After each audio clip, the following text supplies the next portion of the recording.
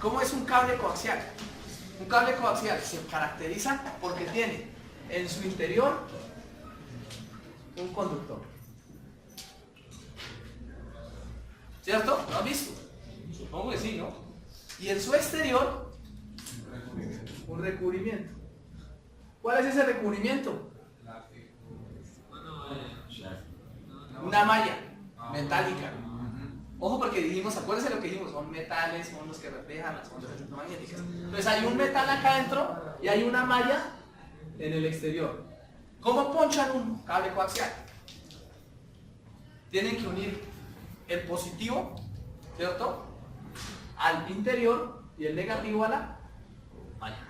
Si ustedes no conectan la malla, les queda fea la televisión. ¿Lo han visto?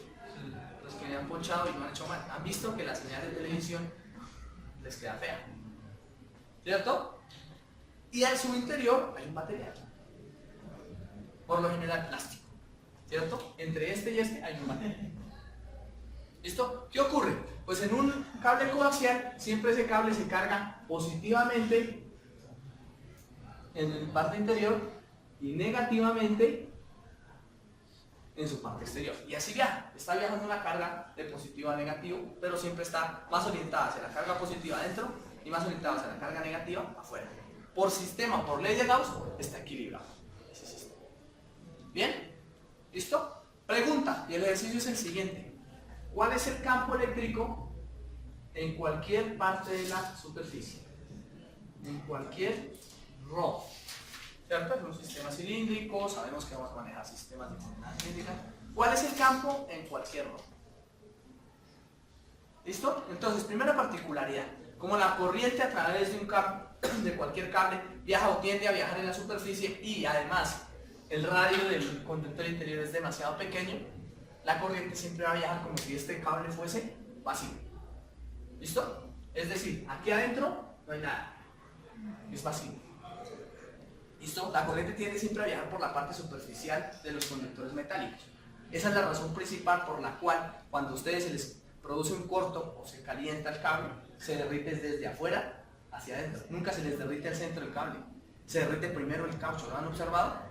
Se calienta la parte superior, la parte exterior, porque en la parte exterior es donde viaja la corriente. Es decir, la carga viaja sobre la superficie.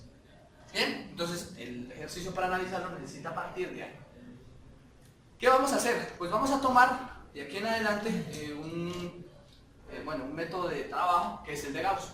Entonces vamos a tener en cuenta, primero que todo, cuál es la carga encerrada, porque vamos a trabajar varias superficies, ¿cierto? Y vamos a trabajar con algo que se llama superficie de Gauss. La llamamos superficie gaussiana. Y nos vamos. Entonces, el primer caso, ¿cierto? Nosotros empezamos a analizar por casos las condiciones de frontera de ese ejercicio. Entonces, lo primero que ustedes harían es, bien, el radio tiene un conductor A para el interior y un conductor B para el exterior, ¿cierto? Entonces, ¿cuántas zonas de trabajo posibles hay? Una, primera zona, ρ menor o igual a. ¿Qué es eso? Pues sería tener, como voy a intentar hacer el mismo color, este sería el conductor interior, ¿lo observan? Voy a tomar una pista de corte transversal y la superficie gaussiana la voy a tomar en rojo.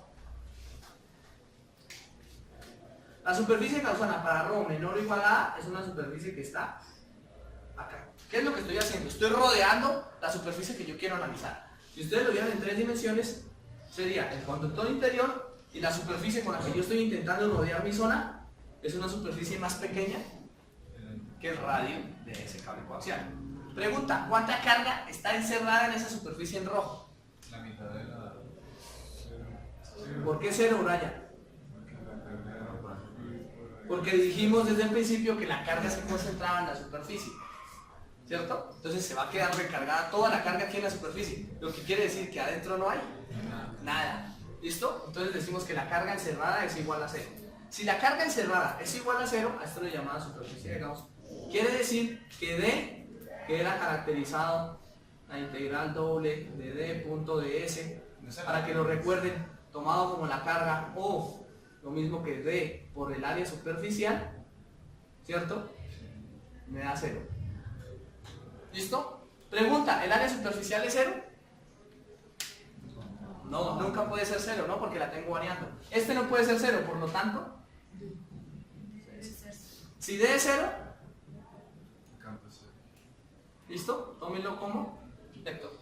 Es decir, al interior de un cable coaxial, el campo eléctrico es. Bien, respuesta trivial, lo esperábamos. Segunda zona. Rho entre A y B. Bien, ¿cuál sería ese dibujo? Entonces, no voy a hacerlo tridimensional, sería ahora bidimensional. Yo tendría, este es mi conductor interior, este es mi conductor exterior, ¿cierto? ¿Y cuál sería mi superficie gaussiana? Pues una superficie cualquiera que esté entre A y B. Entonces la superficie gaussiana con la que me encerraría sería esta. Es como si yo estuviese tomando un pedazo de papel aluminio y lo estuviera volviendo sobre el campo. ¿Listo? Tengo los radios A, tengo el radio B.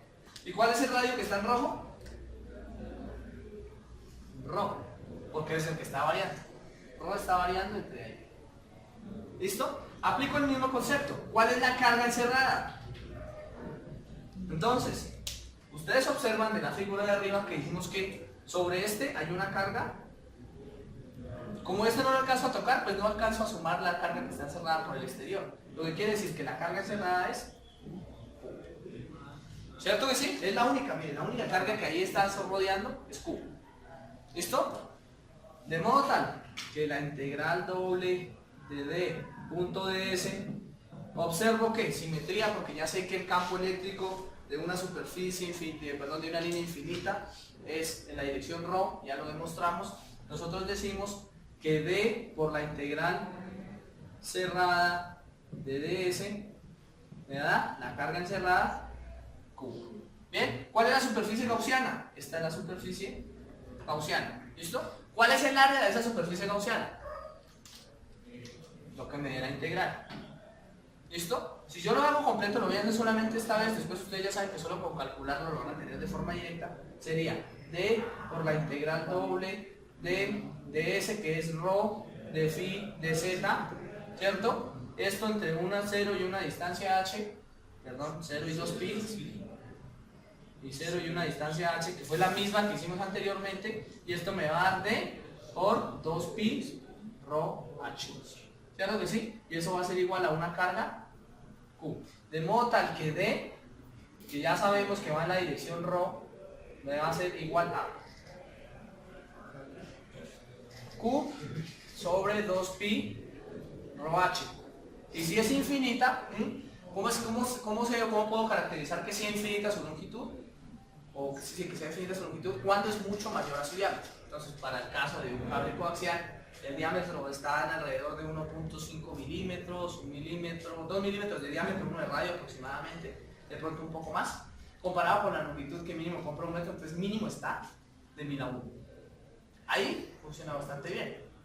¿Listo? Entonces, si eso funciona bastante bien, esto me quedaría ρ sub L por H sobre 2pi ρh, cancelo H y me queda ρ sub L sobre 2pi ρ en la dirección a sub ρ. Ya lo sabía, ¿no? Era el mismo campo, la misma densidad que tenía. Ya sé que el campo eléctrico es D sobre epsilon sub 0, de modo tal que esto me va a quedar ρ sub L sobre 2pi epsilon sub 0 ρ en a sub ρ. Particularidad, el ejercicio que acabo de hacer con epsilon sub 0 quiere decir que el cable coaxial que tienen ustedes en ese momento está lleno de aire. Es decir, metal, aire, metal. Primera particularidad, la densidad de flujo eléctrico o a la densidad de flujo eléctrico no le importa el material, pero al campo sí. Y lo que me interesa es el campo eléctrico, porque en realidad lo que viaja dentro de eso es un campo eléctrico. ¿Observan? Lo que viaja dentro de un cable es un campo electromagnético. Lo llamamos señal de corriente. Más adelante vamos a ver por qué se llama señal de corriente. Bien, pero es un campo electromagnético. Tiene una E y una H que va viajando dentro del cable. No es mágicamente ahí un flujo, el flujo ese que decían de electrones a uno. No, es algo un poco más elaborado. Bien, hasta ahí. ¿Vamos con alguna duda? Entonces, ¿de qué se trata? Simplemente de multiplicar por la superficie, por el área de superficie. Tercera zona. Rho mayor a B. ¿Estamos de acuerdo? Si ustedes tienen Rho mayor o igual a B, van a obtener en el centro el conductor, en la parte exterior el otro conductor, y la superficie gaussiana ¿dónde está? Por fuera, ¿no? Rho mayor a B, miren. Esta es la superficie gaussiana. Su misma definición lo dice, ¿no? Este es radio A, este es el radio B. Y recuerden, coloco siempre el radio no para que ustedes identifiquen qué es lo que estoy haciendo. Y este es el radio. ¿Vamos bien hasta ahí? Primera pregunta, nuevamente, ¿cuál es la carga encerrada? Pues ustedes saben que aquí hay Q y aquí hay menos Q menos Q.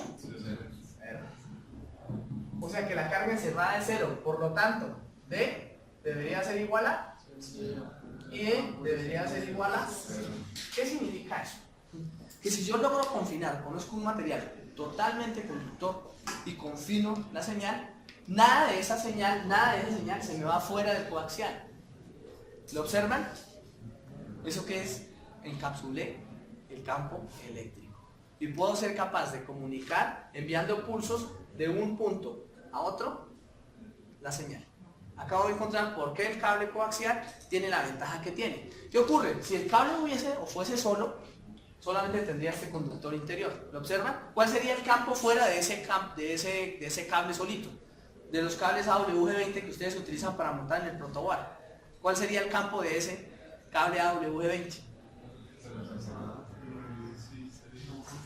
Rho sub L sobre 2pi epsilon sub 0 a sub Rho porque está solo. ¿Lo observan? Solamente tendría una Q adentro y no tendría nada por fuera. Entonces la carga encerrada, el caso específico sería este Q. ¿Lo observan?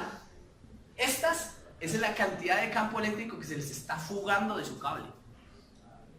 Entonces si ustedes colocan un coaxial versus un cable normal, este cable normal, en menos de 2 o 3 metros ya no hay señal, se ha fugado. No es magia, se fuga en forma de campo electromagnético. Y por eso ustedes van a intentar colocar una señal a un lado y no detectan nada. Mientras que con un coaxial sí lo podrían hacer. Bien, ahí está la primera parte del curso de campos, entender por qué el cable es coaxial. Ya hicimos la parte de campo eléctrico. Después miraremos el voltaje, la corriente y por qué el campo magnético. La forma del cable coaxial no es de adrede, tiene que ver con conceptos matemáticos bastante interesantes y bastante fuertes. Más o menos hasta ahí. Particularidad, esto solo funciona, o el D solamente lo puedo sacar de la integral si encuentro simetría y si encuentro alguna relación de paralelismo. Pero ¿qué pasaría si no existe tal relación? Y cuando no existe tal relación, aparece un concepto bastante más interesante, con lo cual voy a utilizar todo el tablero para intentar hacerlo. Si ustedes observan el parcial, van a encontrar que hay efectivamente un ejercicio muy similar a este, ¿listo? Pero con 3 anillos, ¿listo? Y además la carga no se calcula directamente en Q menos Q, sino se entrega una densidad volumétrica de carga, es decir, aquí hay un metal, aquí hay otro metal, aquí es un metal dentro de otro metal, razón por la cual calcular la carga es diferente. ¿Listo? ¿Bien? O un material cualquiera. ¿Listo hasta ahí? Pregunta, ¿a ustedes se les ocurre por qué el material que utilizan entre los dos es plástico? Porque si es metal, pues haría interferencia entre el campo que se genera y la señal. Sí, pero un concepto más técnico. ¿Es un aislante? ¿Qué es un aislante? Aquel elemento que permite el paso de cierta cantidad de energía, pero no completa. No deja, pues en principio el de eléctrico aislante perfecto no debería dejar pasar, ¿no? Pero en la vida real recuerden que algo alcanza a pasar siempre. ¿Listo? Pero la idea es que no deje pasar ningún conductor o no deje conducir electricidad a través de electrones. Bien, esa es la definición que le dan. Pero en realidad nosotros necesitamos es un aislante de campo eléctrico. Y nuestro aislante de campo eléctrico resulta ser los metales. Entonces en realidad utilizamos el concepto al revés, observen. Nosotros utilizamos metales para confinar el campo eléctrico. Y para que ese campo eléctrico se confine y se vaya sobre la superficie del metal. Ahí está la explicación de por qué conduce. No es porque tengamos que colocarle un aislante. Entonces, ¿para qué le colocamos la cubierta exterior al cable, Fran? al cable coaxial. Para protegerlo, para que no se parta. No Literalmente es para que la lluvia no lo mate. Sí. Es para eso, ¿de acuerdo? Esa protección de caucho es para las condiciones de lluvia. ¿Listo? Existen otro tipo de cables donde tienen 3 o 4. Hay unos que utilizan blindaje de 4. En lugar de utilizar 2, ustedes saben que si utilizan 2 utilizan 4. Podrían lograr hacer efectivamente el mismo uso, ¿de acuerdo? Y se utilizan blindajes, sobre todo en redes industriales. ¿Qué ocurre? Si ustedes llegan a colocar un cable como el que tienen acá y alrededor le colocan un motor, que es otra fuente de campo eléctrico, pues ustedes lo que van a encontrar es que el campo eléctrico y electromagnético del motor va a influir sobre la señal del cable.